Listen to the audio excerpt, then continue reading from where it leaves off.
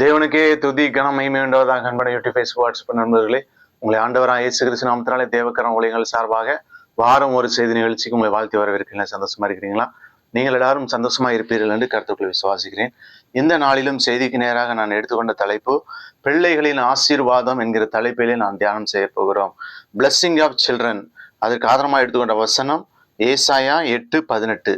நானும் கர்த்தர் எனக்கு கொடுத்த பிள்ளைகளும் சீயோன் பர்வதத்தில் வாசமாய் இருக்கிற சேனைகளின் கர்த்தராலே இஸ்ரவேலில் அடையாளங்களாகவும் அற்புதங்களாகவும் இருக்கிறோம்.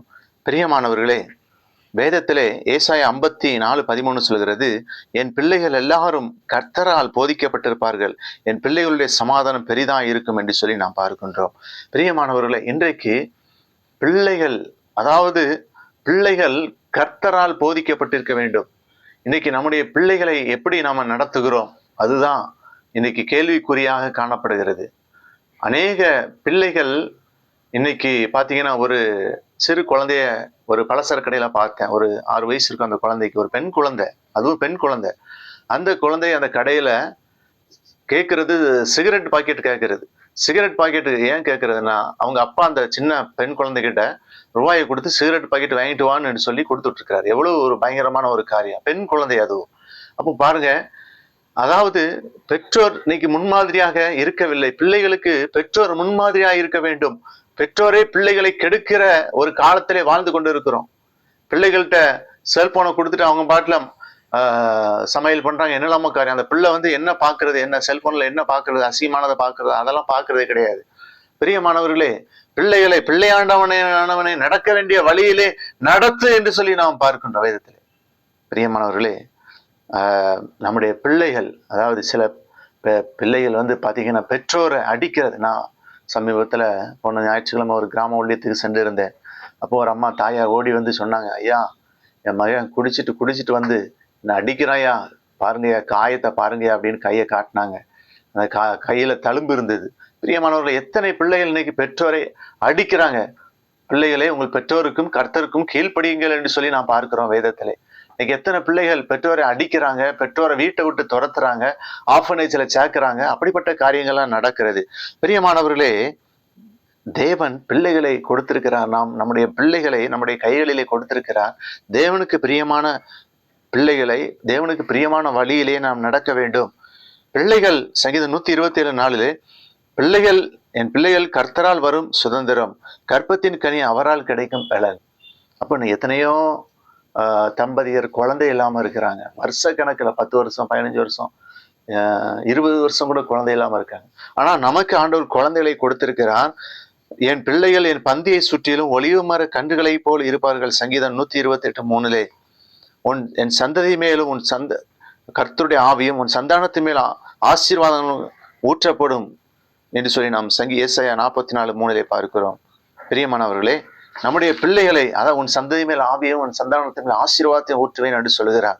நம்முடைய சந்ததியாய் நம்மை ஆசீர்வதிக்கிற தேவன். பெற்றோர்களாக நாம் கவனமாய் இருக்க வேண்டும். பிரியமானவர்களே, அதாவது 3ஆம் 4ஆம் தலைமுறை மட்டும் விசாரிக்கிற தேவன். அவர் விசாரிப்பார். பெற்றோர் செய்த பாவத்தை பிள்ளைகளிடத்திலே, பேர பிள்ளைகளிடத்திலே விசாரிக்கிற தேவன். ஆனாலும் கர்த்தர், அவர் என்ன சொல்கிறார், பிள்ளைகளின், அதாவது கர்த்தருக்கு பயப்படுகிற எனக்கு திட நம்பிக்கை உண்டு, என் பிள்ளைகளுக்கு அடைக்கலம் கிடைக்கும். நீதிமொழிகள் 14:26 பார்க்கிறோம். அப்போ பிள்ளைகளை கர்த்தருக்கு பயப்படுகிற பயத்திலே வளர்க்க வேண்டும். அவர் என் வாசல்களையும் தாழ்பால்களை பலப்படுத்தி என்னிடத்தில் பிள்ளைகளை ஆசீர்வதிக்கிறார். சங்கீதம் 147:3. அப்போ அவர் கர்த்தர் ஆசீர்வதிக்கிற தேவன். அவர் சந்ததியா ஆசீர்வதிக்கிற தேவன்.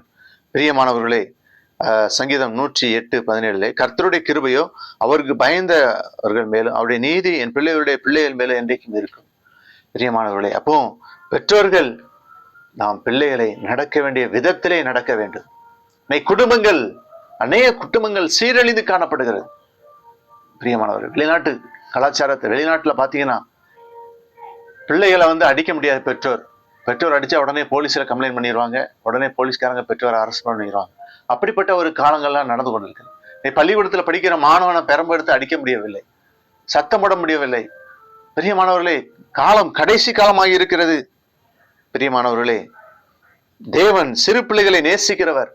சிறு பிள்ளைகள் என்னிடத்திற்கு வருவதற்கு இடம் கொடுங்கள், அவர்களை தடை பண்ணாதிருங்கள் என்று சொல்லி நாம் பார்க்கிறோம். நீதிமொழிகள் 20:7 எனக்கு பிறகு என் பிள்ளைகளும் பாக்கியவன்களாய் இருப்பார்கள், என் பிள்ளைகளின் பிள்ளைகள் எனக்கு கிரீடமாய் விளங்குவார். நீதிமொழி 17:6 என்று சொல்லி பார்க்கிறோம். இயேசுவை போல பிள்ளைகள் ஞானத்திலும் வளத்திலும் தேவ கிருபையிலும் மனுஷர் தயவிலும் அதிகமாய் விருத்தி அடைய வேண்டும். நம்முடைய பிள்ளைகள் ஞானம் உள்ளவர்களாக இருக்க வேண்டும், தேவ கிருபையிலே வளர வேண்டும், மனுஷ தயவிலே வளர வேண்டும்.